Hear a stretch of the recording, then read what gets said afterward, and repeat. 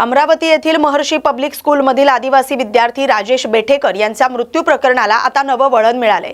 राजेशच्या कुटुंबियांनी गाडगे नगर पोलीस ठाण्यात धाव घेत शाळेचे संचालक प्रशांत राठी यांच्या विरोधात तक्रार दाखल केली आहे। राजेशच्या प्रकृतीकडे शाळा प्रशासनाने वेळीच लक्ष दिलं नाही आणि प्रशासनाच्या कथित हलगर्जीपणामुळे त्याचा मृत्यू झाल्याचा गंभीर आरोप कुटुंबियांनी केला आहे। या प्रकरणी शाळा प्रशासनाला जबाबदार धरत संचालक प्रशांत राठी यांच्यावर सदोष मनुष्यवधाचा गुन्हा दाखल करण्याची मागणी कुटुंबियांनी केली आहे। दरम्यान पोलिसांनी तक्रारीची दखल घेऊन या प्रकरणाची सखोल चौकशी करावी अशी मागणी देखील करण्यात आली। राजेश भाऊ बेठेकर या विद्यार्थ्याची शाळेतच तब्येत खराब झाली आणि त्याचा तसं बघता आदिवासी विद्यार्थ्याचं अनुदान घ्यायचं काम फक्त संस्थाचालकांना करायचं आणि मृत्यू झाल्यावर मग परिवारानं नेलं, आदिवासी विभागाने नेलं, गृह विभागाने नेलं, असे एकमेकावर त्या जबाबदाऱ्या ढकलायच्या हे या प्रशासनाची भूमिका दिसत असून 14 तारखेला त्याची तब्येत खराब झाल्यावर त्याला उपचार करणे किंवा डॉक्टराकडे नेणे हे महर्षी पब्लिक स्कूलचं काम होतं। कारण या आदिवासी विभागाचं अनुदान हे शासनाकडून आदिवासी विभागाकडून महर्षी पब्लिक स्कूलला मिळते। त्यात त्याच्या जेवणाची व्यवस्था, निवासाची व्यवस्था व राहण्याची व्यवस्था व उच्च दर्जाचं भोजन व्यवस्था ही त्या संस्थेची जबाबदारी असताना एकीकडे करोड रुपये त्या अनुदानाचा लुटायचं आणि इकडे आदिवासी विद्यार्थ्यांना कुठल्याही सोयीसुविधेपासून वंचित ठेवून त्यांना दुर्लक्षित करायचं ही फक्त काम या महर्षी पब्लिक स्कूलनी आणि त्या संचालकांनी केलेलं आहे। याआधी देखील आपण सगळ्या प्रसारमाध्यमांना आणि वृत्तवाहिन्यांना माहितीच आहे की महर्षी पब्लिक स्कूल हे गेल्या कित्येक वर्षापासून निकृष्ट दर्जाची शिक्षण व्यवस्था पुरवण्यासाठी या शहरात प्रसिद्ध असून पुन्हा देखील हा त्या निकृष्ट दर्जाचा कळस या महर्षी पब्लिक स्कूलने गाठून राजेश भाऊ बेठेकर या विद्यार्थ्याचा मृत्यू या शाळेत झालेला आहे।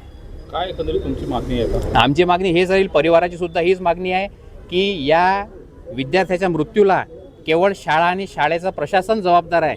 त्याच्यामुळे या महर्षी पब्लिक स्कूलचे संचालक प्रशांत राठी व त्यांची संपूर्ण संचालक मंडळावर सदोष मनुष्यवधाचा गुन्हा दाखल केला पाहिजे आणि या शाळेच्या इंग्रजी नामांकित शाळेची मान्यता जी आहे ती रद्द करून त्यातील संपूर्ण विद्यार्थ्याला कुठेतरी स्थानांतर करून किंवा इतर दुसऱ्या शिक्षण व्यवस्था राबवून या शाळेची मान्यता।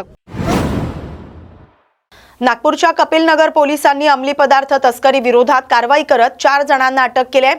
ऑटोमोटिव्ह चौक ते कामगार नगर या चौक या मार्गावर करण्यात आलेल्या कारवाईत पोलिसांनी 3 kilo 140 gram MD powder, 4 mobile, 2000 रोख रक्कम आणि 2 दुचाकी असा एकूण 2,48,400 रुपयांचा मुद्देमाल जप्त केलाय।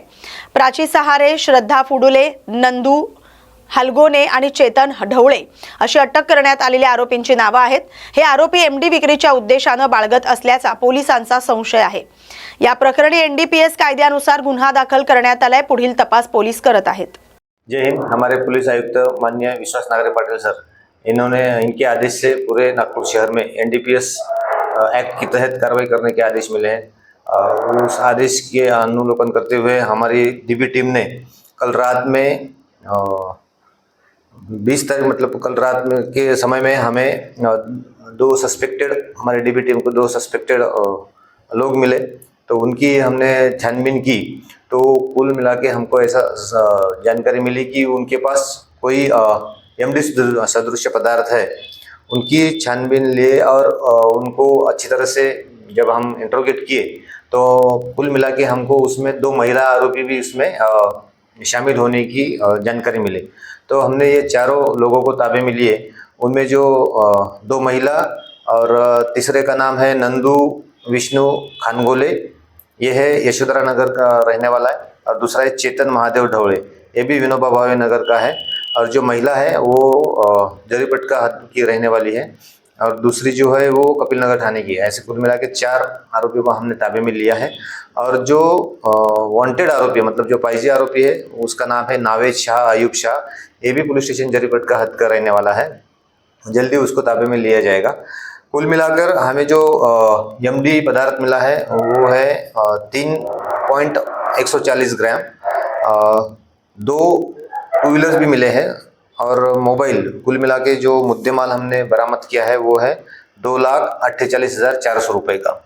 ये हम आज अपराध क्रमांक 638/26 कलम 8C 22B 29 NDPS एक्ट के तहत गुना दाखिल किया है। आरोपी को ताबे में लेके आज माननीय कोर्ट के सामने हम पेश करके PCR की डिमांड करने वाले हैं और आगे जो छानबीन है वो हम करने वाले हैं। सर, क्या पहले से भी इनके ऊपर में कोई गुनाह वगैरह दाखिल है? बराबर ही गुनाह होने की आशंका है क्योंकि रात के समय में ये सब सस्पेक्टेड हमें मिले हैं। इसमें मोटी लिंक भी लग सकती है। हम ये फॉरवर्ड और बैकवर्ड दोनों लिंकेज हमें चेक करने वाले हैं और इसमें कौन कौन शामिल है इसके तहत जो फॉरवर्ड लिंकेज में जो है ये किसको लेके जाने, मतलब किसको देने वाले थे या इनको कहाँ से लेके आए थे, ये पूरी हम इसका डिटेल में इन्वेस्टिगेशन करने वाले हैं। ये हमारे ऑनरेबल CP श्री विश्वास नागरे पाटिल सर, हमारे joint CP Shri Reddy sir, हमारे नॉर्थ रीजन मैडम, हमारे DCP सर, हमारे ACP सर और हमारे कपिल नगर की DB टीम के प्रभारी श्री PSI श्री राऊत। धुळेकरांसाठी एक महत्त्वाची बातमी आहे। गेल्या अनेक दिवसांपासून रखडलेल्या धुळे शहरातील बहुप्रतीक्षित महिला आणि बाल रुग्णालयाचं अखेर लोकार्पण करण्यात आले। तब्बल 9 कोटी रुपये खर्चून उभारण्यात आलेल्या या रुग्णालयाचं उद्घाटन आरोग्य मंत्री प्रकाश आंबेडकर आणि पालकमंत्री जयकुमार रावल यांच्या उपस्थितीत पार पडलं। यावेळी आरोग्य मंत्री प्रकाश आंबेडकर यांनी शासकीय आरोग्य योजनांमधील कथित गैरप्रकारांना आळा घालण्यासाठी स्वतंत्र आणि गोपनीय तक्रार प्रणाली सुरू करण्याची घोषणा केली आहे। अन्न आणि औषध प्रशासनाच्या धर्तीवर नागरिकांना आपल्या तक्रारी गोपनीय पद्धतीने नोंदवता येणार असल्याचं त्यांनी सांगितलंय। दरम्यान उपमुख्यमंत्री एकनाथ शिंदे यांच्या नेतृत्वाखालील गटाच्या बाजूने जनतेने कौल दिलाय। न्यायालयाने लढाईतही आमच्याच बाजूने निकाल लागेल असा विश्वास आंबेडकर यांनी व्यक्त केलाय। आपण बघितलं असेल की एका बाजूला लोकांना अधिकाधिक चांगल्या पद्धतीची आरोग्य सेवा देण्यासाठी राज्य शासन आणि केंद्र शासनाच्या निधीतून आपण प्रचंड पैसे खर्च करतो, पण पैसे खर्च करत असताना त्याचा योग्य पद्धतीचा उपयोग व्हायला पाहिजे यासाठीची जबाबदारी शासनाची आहे। त्यामुळे माझी आपल्याला सूचना आहे की अशा पद्धतीची कुठली घटना असेल तर निदर्शनास आणून द्या।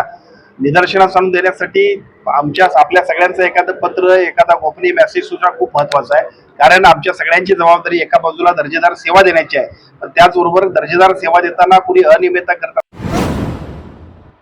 या बातमीसोबतच महाराष्ट्र बुलेटिन मध्ये आता इथेच थांबतोय। अशाच महत्त्वाच्या बातम्यांसाठी पाहत राहा न्यूज मराठी 24/7। नवा भारत, नवा विचार।